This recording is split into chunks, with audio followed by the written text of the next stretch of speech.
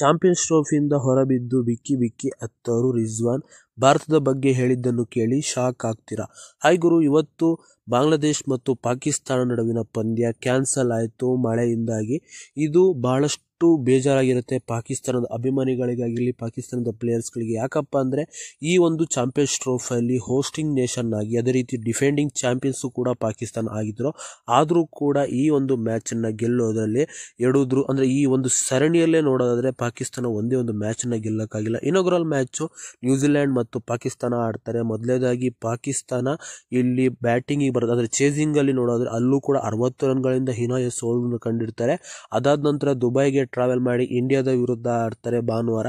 ಅಲ್ಲೂ ಕೂಡ ಬಹಳಷ್ಟು ಅಂತರಿಂದ ಸೋಲ್ತಾರೆ. 6 ವಿಕೆಟ್ಗಳ ಭರ್ಜರಿ ಜಯ ನಮ್ಮ ಭಾರತ ತಂಡಕ್ಕೆ. ಅದರಲ್ಲೂ 56 ಬಾಲ್ಗಳು ಉಳಿದಿರಬೇಕಾದ್ರೆ ಮ್ಯಾಚ್ನ ಗೆದ್ದು ನಮ್ಮ ವಿರಾಟ್ ಕೊಹ್ಲಿ ಅವರು ಸೆಂಚುರಿನ ಹೊಡೆದ್ರು ಅಂತ ಹೇಳ್ಬೋದು. ನೆಕ್ಸ್ಟ್ ಇವತ್ತಿನ ಕೊನೆಯ ಲೀಗ್ ಮ್ಯಾಚ್ ಕಡೆ ನೋಡಿದ್ರೆ ಪಾಕಿಸ್ತಾನ ಬಾಂಗ್ಲಾದೇಶ್ ವಿರುದ್ಧ ಆಡೋದಿತ್ತು. ಆದರೆ ಇವತ್ತಿನ ಮ್ಯಾಚ್ ಆದರೂ ಗೆಲ್ತಾರೆ ಅಂತ ಸ್ವಲ್ಪ ಕಾನ್ಫಿಡೆನ್ಸಲ್ಲಿದ್ದರು ಅವರ ಅಭಿಮಾನಿಗಳು. ಇವತ್ತಿನ ಮ್ಯಾಚನ್ನು ಕೂಡ ಗೆದ್ದಿಲ್ಲ. ಇವತ್ತಿನ ಮ್ಯಾಚ್ ಕೂಡ ಮಳೆಯಿಂದಾಗಿ ರದ್ದಾಗಿದೆ ಅಂತ ಹೇಳ್ಬೋದು. ಇದ್ರ ಮೂಲಕ ಪಾಕಿಸ್ತಾನ ಮತ್ತು ಬಾಂಗ್ಲಾದೇಶ್ ಈ ಒಂದು ಚಾಂಪಿಯನ್ಸ್ ಟ್ರೋಫಿಯ ಸರಣಿಯಲ್ಲಿ ಒಂದೇ ಒಂದು ಮ್ಯಾಚನ್ನು ಕೂಡ ಗೆಲ್ಲಕ್ಕಾಗದೆ ಸೋಲನ್ನು ಅನುಭವಿಸಿದೆ ಅಂತ ಹೇಳ್ಬೋದು. ಇದು ಪಾಕಿಸ್ತಾನಕ್ಕೆ ಒಂದು ಹೀನಾಯ ಸ್ಥಿತಿ ಆಗ್ಬಿಡ್ತು ಅಂತ ಹೇಳ್ಬೋದು. ಯಾಕಂದರೆ ಹೋಸ್ಟಿಂಗ್ ನೇಷನ್ ಆಗಿತ್ತು, ಅದೇ ರೀತಿ ಡಿಫೆಂಡಿಂಗ್ ಚಾಂಪಿಯನ್ಸ್ ಆದ ಜವಾಬ್ದಾರಿನೂ ಕೂಡ ಇತ್ತು. ಆ ಒಂದು ಟ್ರೋಫಿನ ಡಿಫೆಂಡ್ ಮಾಡ್ಕೋಬೇಕಾಗಿತ್ತು.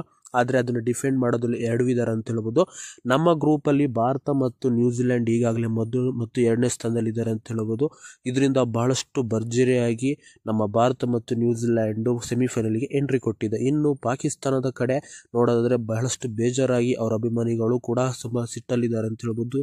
ಈಗ ಅವರ ನಾಯಕ ರಿಜ್ವಾನ್ ಏನಪ್ಪ ಹೇಳಿದ್ದಾರೆ ಅಂತ ನೋಡೋದ್ರೆ, ಮೊದಲೇದಾಗಿ ನಮ್ಮ ಸೋಲಿಗೆ ನಾವೇ ಕಾರಣ ಅಂತ ಹೇಳಿದ್ದಾರೆ ಅಂತ ಹೇಳ್ಬೋದು. ಯಾಕಪ್ಪ ಅಂದರೆ ನಮಗೆ ಕಾಂಬಿನೇಷನ್ ಸೆಟ್ ಆಗಿಲ್ಲ. ಒಂದು ಮ್ಯಾಚ್ ಬ್ಯಾಟರ್ಸ್ಗಳು ಕಾನ್ಫಿಡೆನ್ಸ್ ಇರಲಿಲ್ಲ, ಒಂದು ಮ್ಯಾಚ್ ಬೌಲರ್ಸ್ಗಳು ಕಾನ್ಫಿಡೆನ್ಸ್ ಇರಲಿಲ್ಲ.